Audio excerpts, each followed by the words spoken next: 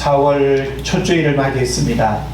날씨도 많이 또 포근해졌고 또 하루하루 다르게 봄비가 또 내리고 또 하면서 가로수의 잎들도 이렇게 돋아나고 또 봄에 여러 또 꽃들도 아름답게 피어나는 이 좋은 계절을 맞이했습니다. 오늘 4월 첫 주일로 또 예배하는 이 시간 하나님을 예배하는 여러분 모두에게 하나님께서 큰 은혜를 베푸시기를 바랍니다. 오늘은 건축자 하나님이라는 제목으로 같이 말씀을 나누겠습니다. 누에 고치는 10일만 살다가 그 집을 떠난다고 합니다. 제비들은 6개월만 살다가 자기가 지은 집을 떠나고 까치는 자기가 지은 집 1년을 살다가 떠난다고 합니다. 누에는 이런 집을 짓기 위해서 창자에서 실을 뽑아내고, 제비는 자기 침을 뱉어서 진흙을 만들어서 집을 만들고, 까치는 볏짚을 물어 오느라 입이 헐고 꼬리가 빠져도 지칠 줄 모르면서 1년 살게 되는 그 집을 짓는 이런 자연의 법칙을 우리가 생각해 볼 수 있습니다. 날짐승과 곤충은 이렇게 혼신을 다해서 집을 지었어도 시절이 바뀌면 미련 없이 집을 버리고 떠나는 이런 모습을 생각할 때 우리 인간의 욕심과 우리 인간이 짓는 건물들은 무엇이 얼마나 다른가라고 하는 사실을 생각해 보게 됩니다. 우리나라 사람들은 손재주가 유별나서 예로부터 문화유산의 손기술을 인정받고 있습니다. 오늘날도 첨단 산업인 반도체를 비롯해서 조선업, 의료업, 항공, 우주까지 각광을 받고 있습니다. 그 중에서도 건축업은 세계 나라들 중에서 으뜸이라는 것을 우리가 자랑해도 좋습니다. 초고층 건물을 비롯해서 복합 문화공간, 스포츠 경기장, 또 공항, 다리 등 한국을 빛낸 산업이 단연 건축으로 으뜸이라고 우리가 말할 수 있습니다. 그래서 대표적인 우리나라 사람들에 의해서 지어진 세계적인 건축물들이 한두 개가 아닌데, 대표적인 몇 개의 건물을 우리가 좀 살펴본다면 아랍에미레이트 두바이의 부르즈 칼리파 건물, 이 건물은 세계 최고층 빌딩으로 높이가 828m라고 합니다. 우리 100m 달리기 하는 100m 거리를 한번 생각해 보시면 828m의 그 고층 건물은 어느 정도일까 거의 상상이 가지 않습니다. 이 건물을 우리나라 삼성물산이 건축했다고 알려집니다. 그 외에도 많은 건물들이 또 있겠습니다만은 한국에서는 롯데월드타워, 한국 최고층 빌딩으로 세계 5위권 건물로서 높이가 555m입니다. 아직 안 올라가신 분들은 저와 함께 날 잡아서 한번 올라가 봐도 좋을 것 같습니다. 그 외에도 엄청난 건축물들을 우리가 이렇게 바라보면서 참 우리 인간의 한계, 우리 인간의 이 건축 기술이 어디까지 영향을 미칠까 하는 그런 생각들을 해봅니다. 그래서 세계 여러 나라들이 도저히 못한다라고 하는 그런 건축물을 우리나라 사람들에 의해서 지어지는 그런 이제 일들을 볼 때 참 대단하다라고 하는 생각을 하게 되는 것이죠. 그런데 여러분, 우리의 손재주를 무능하게 하는 분이 있습니다. 그분은 우리의 구원자 되시는 하나님인 줄로 믿습니다. 그래서 우리는 하나님을 창조주라고 하는 그런 이름을 우리가 고백할 수 있지만, 전능자, 또 공급자, 주권자 등의 이름을 우리가 또 붙일 수도 있을 것 같습니다. 그런데 오늘은 저는 그 하나님을 건축자라고 하는 측면에서 생각해 보고자 합니다. 한번 따라 하실까요? 건축자 하나님. 건축자 하나님. 자, 우리가 하나님을 건축자라고 할 때 하나님은 우리 눈에 보여지는 이런 건물을 짓는 하나님으로 우리가 이해하면 안 됩니다. 하나님을 건축자라고 할 때는 온 우주 만물을 설계하시고 만드시고 우리 한 사람 한 사람을 신묘막측하게 또 이렇게 만드시고 우리가 살아가는 세상을 만드시고, 그래서 하나님이 건축자라고 할 때 건축자 하나님은 우리 인간이 짓는 그 놀라운 손기술의 그런 건축물을 말하는 것이 아니라 세상에 살아가는 모든 일들을 하나님이 주관하시고 그리고 섭리하시고 이끌어 가신다라고 하는 측면에서 건축자 하나님을 오늘 여러분이 바라보고 이해할 수 있기를 바랍니다. 그래서 저는 하나님이 건축자시다라고 하는 이 말의 의미가 어떤 의미를 가지고 있는지를 몇 가지로 여러분에게 먼저 설명을 하려고 합니다. 한 가지는 하나님은 계획하시는 분이시다라고 하는 거예요. 한번 따라합시다. 하나님은 계획하시는 분이다. 계획하시는 분이다. 자, 우리가 일반 건물을 건축하게 될 때 건축자는 아무렇게나 짓지 않습니다. 혹은 우연히 땅에서 솟아나서 어떤 건물이 존재하지 않습니다. 그래서 분명히 건축자는 어떤 설계도를 가지고 목적을 분명히 하는 것이죠. 그래서 우리가 지어진 건축물을 보면 건축자의 그 디자인의 능력, 건축 기술의 능력, 그리고 또 마지막 완성된 그 건물을 보면서 어떻게 인간이 이런 곡선의 건물을, 이런 모양의 건축물을 어떻게 지을 수 있을까라고 하는 탄성을 지어내게 되는 것이죠. 근데 여러분, 마찬가지로 하나님도 우리 인생과 교회, 구원의 역사 전체를 계획하시고 그 모든 일들을 이루어 가신다는 거예요. 다시 말하면 하나님의 섭리 속에는 우연이라는 게 없습니다. 그래서 하나님의 특별한 섭리 속에서, 계획하심 속에서 이 땅의 모든 일들이 그 하나님의 시간과 그 하나님의 섭리 속에서 모든 일들이 이루어지고 진행되고 있다라고 하는 사실을 여러분 깨달으시기를 바랍니다. 그래서 히브리서 11장 10절을 보면 그가 하나님이 계획하시고 지으실 터가 있는 성을 바랐습니다 라고 이렇게 표현하고 있습니다. 이 말은 뭔가 하면 우리 삶은 우연이 아니라 하나님의 섬세한 설계 안에 있다라고 하는 뜻이 되는 거예요. 그런 면에서 우리가 자녀들을 바라볼 때 엄마 아빠의 유전자를 닮은 그 자녀들이 참 부모에 의해서 만들어진 것 같아도 결국은 하나님의 창조물이라고 하는 사실을 우리는 고백할 수밖에 없습니다.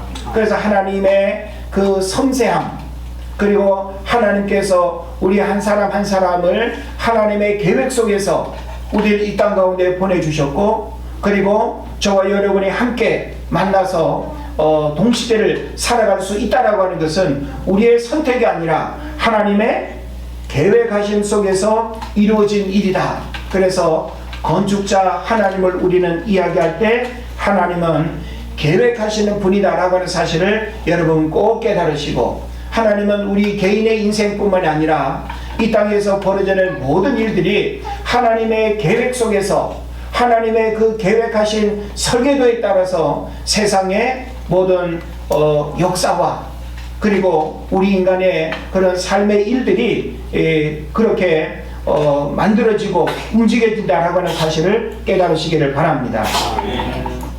그 다음에 또 하나님은 세우시는 분입니다. 그래서 건축자 하나님을 우리가 이야기할 때 하나님은 계획하시는 분일 뿐만 아니라 세우시는 분이다. 세운다라고 하는 것은 뭐예요? 구체적으로 우리가 무언가를 보고 느끼고 말할 수 있도록 하나님이 행동하신다라고 하는 그런 의미가 있는 것입니다. 그래서 건축자는 직접 터를 다지고 벽돌을 올리며 혹은 철골을 또 연결해서 건물을 세워가는 것 우리가 이해할 수 있습니다. 역시 하나님은 우리의 인생, 우리의 가정, 우리의 교회를 직접 세우시는 분이에요. 그래서 우리가 잘 아는 말씀 시편 127편 1절에 뭐라고 나와 있죠? 여호와께서 집을 세우지 아니하시면 세우는 자의 수고가 헛되고 여호와께서 성을 지키지 아니하시면 파수꾼의 경성함이 허사로다라고 이렇게 말씀하고 있어요.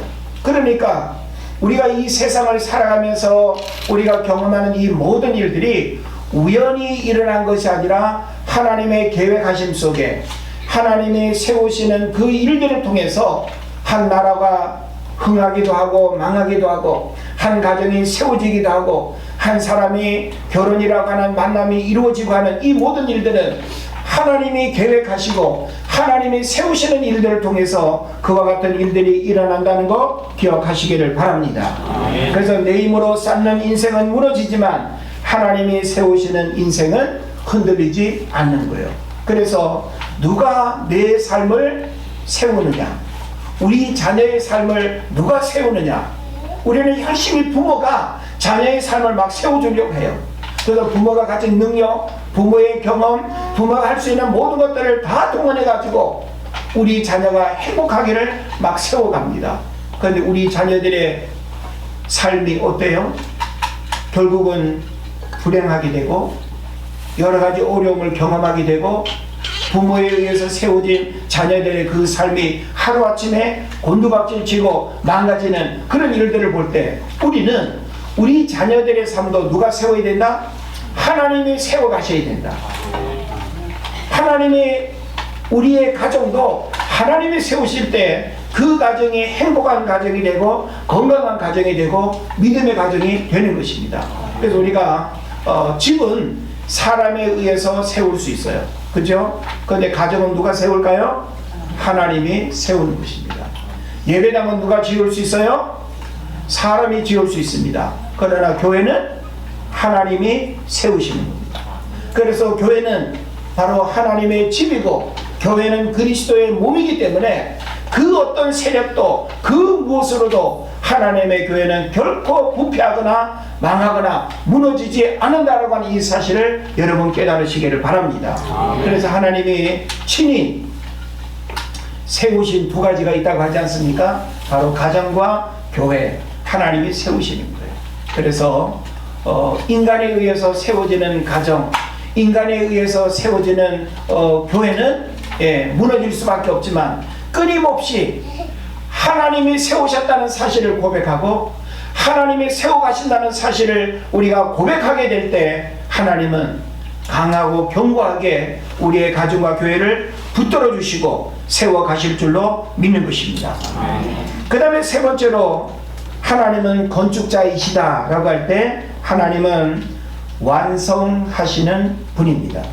좋은 건축자는 마무리까지 책임집니다. 하나님은 시작만 하시는 분이 아니라 완성까지 이끄시는 신실한 주인이 되신다라고 하는 사실을 우리가 알아야 됩니다. 그래서 빌립보서 1장 6절에서 이렇게 말합니다. 너희 안에서 착한 이 일을 시작하신 이가 그리스도 예수의 날까지 이루실 줄을 우리는 확신하노라. 할렐루야. 아멘. 여러분, 하나님은 불완전하고 그리고 또 미완성의 삶을 살아갈 수밖에 없는 우리 인생을 완전하게 이끌어 가시고 완전하게 세워 가시는 분은 하나님입니다. 그래서 우리는 하나님에 의해서 완전해질 수 있고 하나님에 의해서 완전을 향해서 갈 수 있는 거예요. 그래서 우리 인간은 늘 불완전하고 그리고 늘 부족함 속에 살아갈 수밖에 없기 때문에 하나님의 지혜, 하나님의 능력, 우리 인간이 아무리 노력해도 늘 채워질 수 없고 만족할 수 없는 그 빈 공간을 오직 하나님으로 채워질 수 있다고 하는 측면에서 하나님은 완성하시는 분이다. 그래서 하나님은 내 인생의 완성까지 책임지시는 분이에요. 그래서 우리는 우리에게 주어진 인생의 시간들을 돌아보면서 왜 내 인생은 이렇게 허전할까, 불완전할까, 불공평할까? 우리가 우리 인생을 바라보면서 갖게 되는 이런 부정적인 어떤 마음의 상처와 아픔들을 치료하고 그리고 회복시키시고 완전하게 하실 수 있는 분은 하나님이 되는 것입니다. 그래서 누구라도 하나님을 만나게 되면 방황하는 인생이 끝나게 되는 줄로 믿습니다. 그리고 또 신앙의 방황이 있다고 한다면 좋은 교회를 만나야 하고, 그 가운데 우리 은혜제일교회로 찾아온다고 한다면 가장 행복한 믿음 생활을 하게 될 줄로 믿는 것입니다. 또한 건축자 하나님은 기준과 질서를 따라 세우신다라고 하는 사실을 우리가 또 이해하면 좋겠습니다. 그래서 건축에는 기준이 있죠. 수직과 수평, 그리고 균형, 목적, 그리고 또 외형적 어떤 이미지, 그리고 색채, 이런 여러 가지, 이것이 바로 어떤 질서 있게 건물들이 지어지는 것을 우리가 생각해 볼 수 있습니다. 하나님의 건축은 말씀과 그리고 진리, 그리스도라는 터 위에 세워지는 것입니다. 그래서 우리가 하나님의 건축자로서 내 인생 가운데 오셔서 나를 건축해 주세요 라고 할 때, 하나님은 바로 하나님의 기준에 의해서 그리고 질서 있게 우리 삶의 필요들을 하나님이 채우시기도 하고, 우리 삶에 잘못된 것들을 뽑아내시기도 하고, 뭔가 깨트려야 될 부분이 있다고 한다면 깨트려서 하나님은 최고의 어떤 모양으로 우리 인생을 만들어 가신다라고 하는 사실을 여러분 깨달으시기를 바랍니다. 고린도전서 3장 11절에 보면 이 닦아둔 것 외에 능히 다른 터를 닦을 자가 없으니 이 터는 곧 예수 그리스도라라고 이렇게 말씀하고 있습니다. 하나님이 세우시는 집은 예수 그리스도를 중심으로 한 삶과 공동체다라고 하는 것을 우리에게 가르치는 것이죠. 그런 면에서 저는 건축자 하나님에 대한 이런 이해를 우리가 해보면서 오늘 본문에서 건축자 하나님의 모습은 어떻게 발견되고 있는가라고 하는 사실을 우리가 주목을 했으면 좋겠습니다. 첫째로는 오늘 본문에서 건축자 하나님은 어떤 모습으로 우리에게 자신을 드러내고 말씀하시는가라고 하는 거죠. 첫째로는 하나님은 공동체를 새롭게 건축하시는 분이라는 거예요. 뭐를 건축하신다고요? 공동체를 새롭게 건축하시는 분이다. 공동체는 개인이 아닙니다. 공동체는 예수 그리스도를 주로 고백하는 사람들의 모임, 우리의 가정일 수도 있고, 그리고 또 어떤 기관이나 작은 부서일 수도 있고, 또 우리 교회라고 하는 하나의 공동체일 수도 있는 것입니다. 그래서 성경은 우리에게 말합니다. 이제부터 너희는 외인도 아니요 나그네도 아니요 라고 이렇게 말씀하고 있죠. 이건 뭘 의미하는가 하면 정체성의 회복을 의미하는데, 유대인과 이방인이 하나가 되어 하나님의 가족, 믿음의 영적 시민이 된다라고 하는 그런 말씀을 우리에게 주고 있는 것입니다. 그러니까 하나님은 저와 여러분이 믿는 자와 믿지 않는 자, 신자와 불신자를 딱 구분해 가지고 어떤 경계선을 만들어 놓고 그렇게 살기를 원할까요?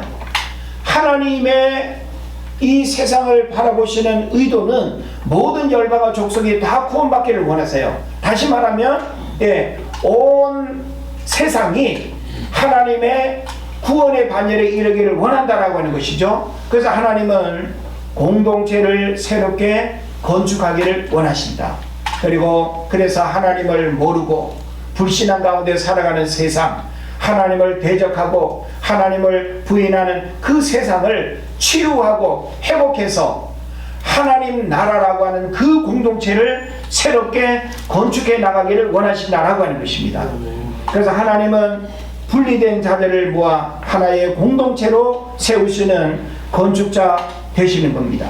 그래서 우리 인생뿐 아니라 교회 공동체도 하나님이 세우시는 집이라고 하는 것을 우리가 꼭 기억을 해야 되는 것입니다.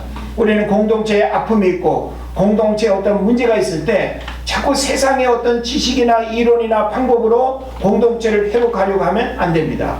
공동체를 온전히 회복하실 수 있는 분은 하나님입니다. 그래서 하나님께서 공동체를 새롭게 건축해 주시기를, 공동체의 건축은 바로 하나님이 하시는 영역이지 사람에 의해서 증개축이 되거나 고쳐지는 문제가 아니다라고 하는 사실을 알아야 되는 것입니다. 아멘. 그 다음에 또 오늘 본문에서 성경은 예수님은 건축의 모퉁이 돌이 되신다라고 하는 것을 오늘 우리에게 말씀하고 있습니다. 그래서 예수님은 건축에서 모퉁이 돌, 코너스톤이라고 하겠죠. 건물의 방향과 그리고 모양을 결정짓고 전체 구조를 이렇게 결정짓는 가장 중요한 돌이 모퉁이 돌이 되는 거예요. 우리는 모퉁이라고 하면 어느 구석진 모서리를 연상을 하다 보니까 모퉁이 돌 하면 별로 사람 눈 밖에 버려져 있는 관심 밖에 그런 어떤 돌로 생각할 수 있습니다. 그런데 이스라엘의 건축에 대한 그런 내용을 우리가 이해를 한다면 바로 이 모퉁이 돌은 건물이 시작되는 출발점이에요. 그래서 이 모퉁이 돌에서 건물이 시작이 되어 모양과 크기가 달라지는 것이죠. 그래서 이 모퉁이 돌이 어디에 놓여지고 어떻게 시작되느냐에 따라서 모퉁이 돌, 이 건물의 모양이 달라진다라고 하는 건데, 이것은 바로 뭘 우리에게 의미할까요? 예수님은 우리의 기초가 되고 중심이 되고 기준이 되신다라고 하는 것을 우리가 알아야 되는 것입니다. 그래서 그리스도를 중심으로 세워지지 않은 인생과 공동체는 무너질 수밖에 없다라고 하는 것이죠. 그래서 우리가 구원을 이야기할 때 예수 그리스도로 말미암아 우리가 구원을 받는다는 그 분명한 신앙 고백, 바로 구원자 되시는 예수님을 우리가 고백하는 것이 무엇보다 중요한 것입니다. 그래서 사도행전 4장 12절에서도 분명히 말씀하고 있죠. 다른 이로서는 구원을 얻을 수 없나니 천하인간의 구원을 얻을 만한 다른 이름을 너에게 준 일이 없다. 그래서 우리는 구원에 있어서 분명한 신앙 고백, 오직 예수로만 구원을 받는다라고 하는 이 사실을 우리가 또 기억해야 될 줄로 믿습니다. 그리고 우리가 이 땅을 살아가면서 다양한 선택과 결정을 하게 될 때 성경은 우리에게 뭘 말합니까? 너희가 먹든지 마시든지 다 하나님의 영광을 위해 살라고 했어요. 하나님의 영광을 위해 산다라고 하는 것은 하나님이 우리 삶의 중심이 되어야 되는 것이고, 그리고 예수 그리스도가 우리 모든 일의 근본이 되고, 그리고 그 주님을 위해서 살아가는 그것이 우리 모든 일의 선택이 되어야 된다라고 하는 의미가 되는 것입니다. 그래서 우리가 본문에서 배우게 되는 건축자 하나님이 주시는 그 한 가지의 메시지, 바로 그리스도를 중심으로 세워지지 않는 인생과 공동체는 무너질 수밖에 없다라고 하는 것을 우리가 깨달아야 될 줄로 믿습니다. 그 다음에 또 한 가지 본문에서 성도는 연결된 돌들이다 라고 하는 거예요. 이 얘기는 뭘까요? 함께 지어져가는 성전이라는 뜻인데, 오늘 본문에서 뭐라고 표현합니까? 건물마다 서로 연결하여 주 안에서 성전이 되어가고, 이거는 바로 개별이 아니라 함께 교회는 각 성도가 연결되어 살아있는 하나님의 성전이 되어가는 과정이어야 된다는 사실을 우리에게 말해주고 있습니다. 그래서 건물의 여러 재료들이 서로 연결되어지고 연합해가지고 경관 하나의 모양을 만들어내는 것이죠. 근데 만약에 이 건축물 가운데 철근 하나가 나는 너희들하고 같이 섞이고 싶지 않아 해가지고 철근 하나가 뚝 삐져나왔다고 한다면 어떻게 되겠어요? 그냥 잘라버리는 거죠. 그러니까 바로 이 교회 공동체는 우리가 어떤 신분, 어떤 또 학력, 사회적인 어떤 지위와 신분이 어떠할지라도 교회 공동체는 모퉁이 돌 되시는 예수 그리스도를 중심으로 해서 저와 여러분이 어떤 자리에 놓이고 어떤 모양을 가지고 있다 할지라도 서로 다 연결 유기체적인 관계를 통해서 하나의 공동체를 이루어가고, 또 교회들 하나하나는 역시 하나님의 나라를 이 땅 가운데 연합하여 하나님의 나라를 세워가는 중요한 통로가 된다라고 하는 사실을 여러분 깨달으시기를 바랍니다. 아멘. 그리고 마지막으로는 성령 안에서 하나님이 거하실 초소가 된다라고 하는 거예요. 그래서 하나님이 건축자로서 건축자로서 오늘 본문에서 우리에게 주는 메시지는 성령 안에서 하나님이 거하실 초소가 되게 한다. 그래서 성전의 목적은 하나님의 임재가 거하시는 곳이 되는 것입니다. 하나님은 단지 구조물을 세우시는 분이 아니라 우리 안에 거하시기 때문에 거하시기 위해서 세우시는 분이라고 하는 것이죠. 그러니까 건축자 하나님의 최종 목표는 우리 안에 거하시고 우리를 통해 일하시는, 그래서 우리가 교회라고 하는 이 공동체 안에 하나님의 성령이 임재하고 하나님의 거하시는 전이 되지 못한다고 한다면 이 공동체는 아무 의미가 없는 거예요. 그리고 또 우리 한 사람 한 사람이 성경은 하나님의 성령이 거하는 전이라고 하는 사실을 분명히 말하고 있어요. 고린도전서 3장 16절 6장 19절의 말씀을 보게 되면 너희 몸이 하나님의 성전인 것과 하나님의 성령이 너희 안에 거하시는 것을 너희가 알지 못하느냐라고 말씀하고 있죠. 그런 면에서 우리는 성전된 우리의 몸이 바로 하나 이 유기체적인 그 관계를 통해서 우리 한 몸이 하나님의 일을 행하는 그런 도구로 쓰임받는 것처럼 교회도 역시 유기체적인 관계 속에서 세워져야 된다라고 하는 사실을 여러분 깨달으시기를 바랍니다. 아멘. 우리는 건축자 되시는 하나님 앞에서 이런 말씀을 우리가 듣고 정리를 하면서 이런 질문들을 할 수 있어야 됩니다.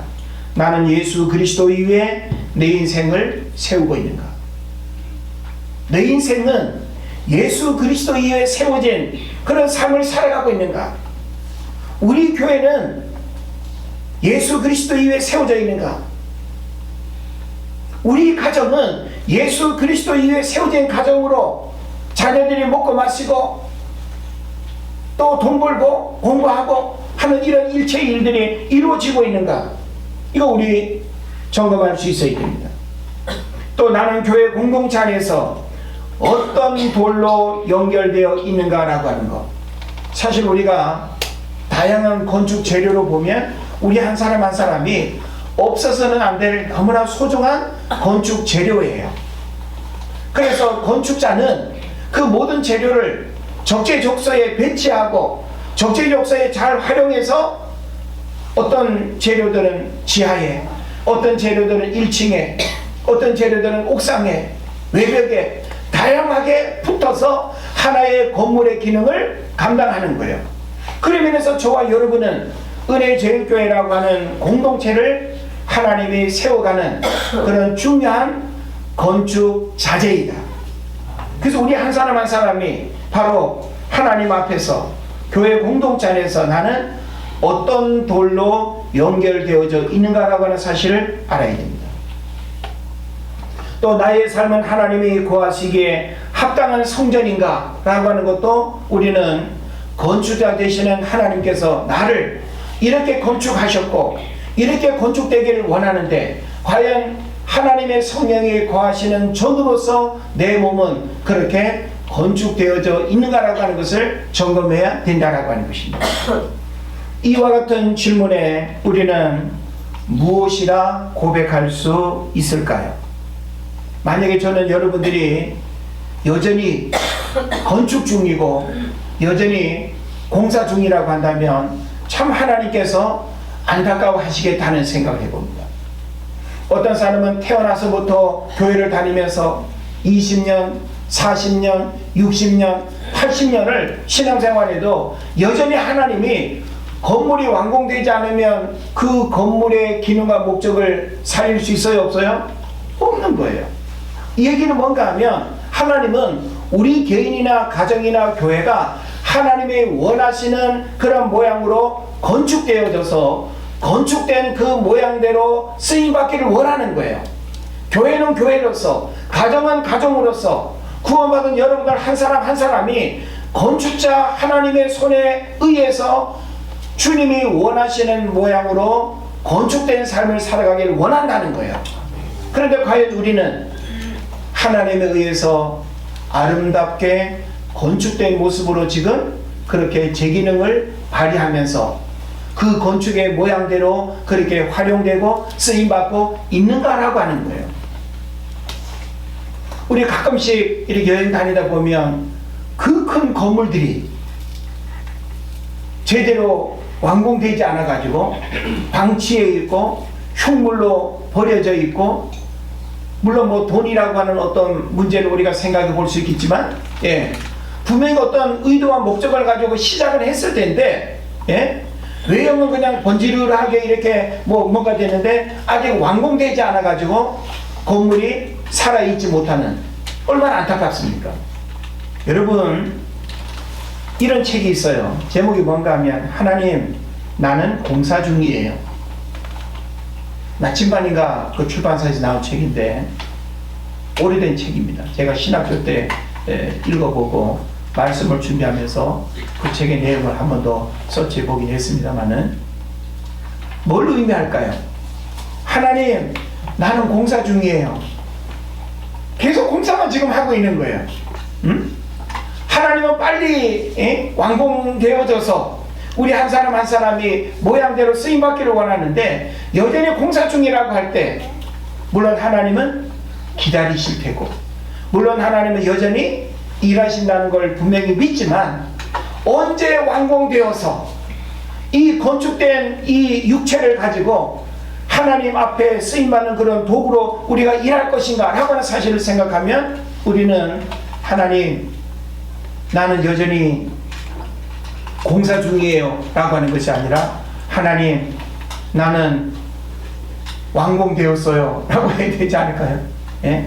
완공되어진 건물로서 그 기능을 제대로 활용되어야 할 줄로 믿습니다. 신앙생활하는 평생이 여전히 공사 중에 머물러 있다면 속히 건축자 되시는 하나님을 통해서 믿음의 건물이 세워지고 순종의 건물이 완성되고 헌신의 건물이 지어져서 하나님께 영광 돌려야 될 줄로 믿습니다. 그러니까 우리 신앙생활을 하는 그 모든 영역 하나하나가 사실은 하나님의 손에 의해서 건축되어져야 되는 것인데, 우리가 건축되어지는 내 삶을 드리는 부분에 있어서 이기심과 고집과 세상 욕심과 탐욕 이런 것들에 사로잡혀 있다고 한다면 여전히 미완성의 어떤 건물로 진행 중에 있다라고 하는 의미가 되는 것입니다. 바라기는 저는 여러분의 믿음의 건물이 견고하게 세워질 수 있기를 축복합니다. 그래서 여러분 한 사람 한 사람의 그 믿음의 건물을 봤을 때 어쩜 당신의 그 믿음의 건물이 그렇게 견고하고 이뻐 보이는지, 그래서 당신의 그 믿음의 건물에 나도 같이 옆에 있고 싶고 같이 그 건물에 들어가서 살고 싶은 이런 마음을 가질 수 있도록, 그래서 여러분의 믿음의 건물도 건축자 되시는 하나님의 손에 의해서 견고하게 세워질 수 있기를 축복합니다. 또한 우리는 순종의 건물도 완성되어야 됩니다. 순종도 하나의 건물이라고 볼 때 언제까지 계산하고 따지고 하나님이 말씀하시면 그렇게 우리가 순종해야 되는데도 불구하고 순종이라고 하는 이 건축물이 여전히 미완성으로 여전히 하나님께서 안타까움으로 바라볼 수밖에 없는 그런 문제가 있다고 한다면, 우리는 순종의 건물도 완성이 되고 헌신의 건물도 지어져서 하나님 앞에 영광을 올려드려야 될 줄을 믿습니다.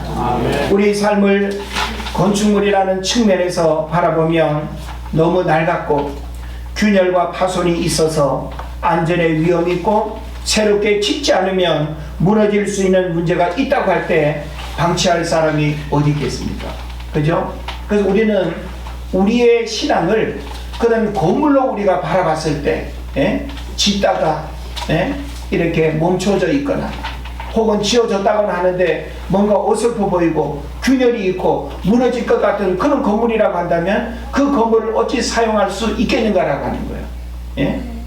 그래서 우리는 우리의 믿음의 건물, 하나님이 우리 한 사람 한 사람을 통해서 구원의 건물, 믿음의 건물, 헌신의 건물, 순종의 건물, 이런 다양한 어떤 건물들이 하나님의 손에 의해서 아름답게 다시 세워져야 될 줄을 믿습니다. 하나님은 건축자로서 가정을 새롭게 건축하기를 원하시고요, 자녀들의 학업과 인생을 아름답게 건축하길 원하시고 신앙생활의 흉측한 모습을 새롭게 건축하기를 원하십니다.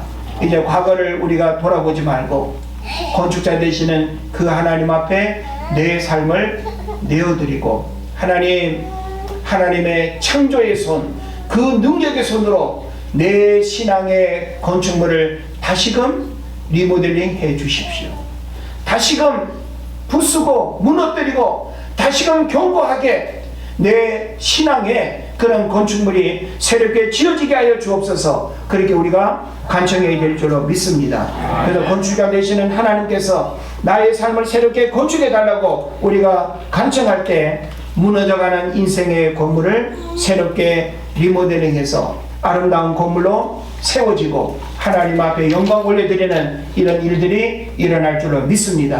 여러분 모두가 건축자 되시는 하나님을 통해서 여러분의 신앙이 더 빛나고 새봄을 맞이하는 이제 이 좋은 계절에 정말 그 건축의 그 새로운 어떤 모습들이 하나님 앞에 아름답게 드러날 수 있기를 주의 이름으로 축원을 드립니다. 기도하겠습니다.